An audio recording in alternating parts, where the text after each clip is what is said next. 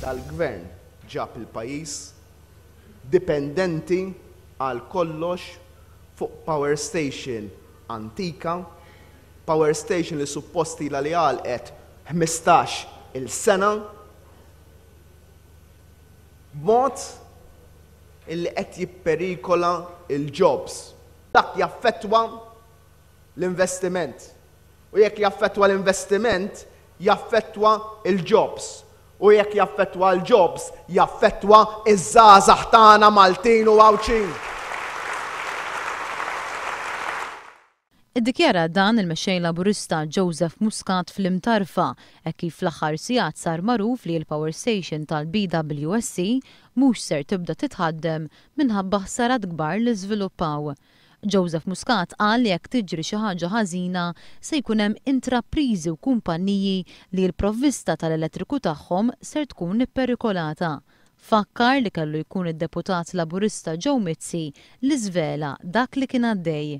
L-ena Malta u r-regalaturi kollha l-oħra li jippuppaw sidirhom tilfu kull kredibilità. Ilhom jaħbu fuq il-trap l-iswed fuq in-naħa isfel ta' Malta. Issa reġgħu ħbew fuq din il-kwistjoni kollha kemm hi. Il-Mexxej Laburista qal li biex pajjiżna jieħu dak li bidritt huwa tiegħu issa jrid imur fil-qorti barra minn Malta, waqt li l-Gvern lanqas jista' jżomm il-flus li jonqoshom jieħdu tal-BWSC.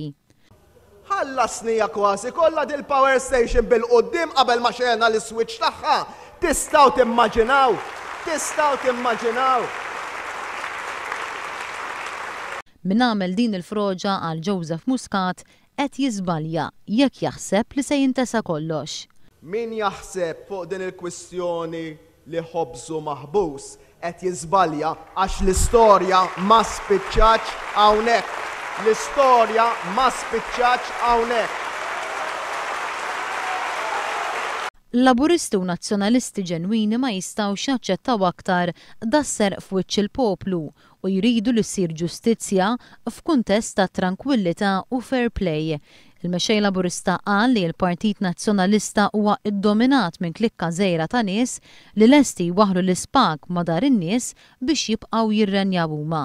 Xi ħaġa li qed iddejjaq lil ħafna nazzjonalisti ġenwini li qed jgħidu li m'għadhomx jarfu li l-Partit Nazzjonalista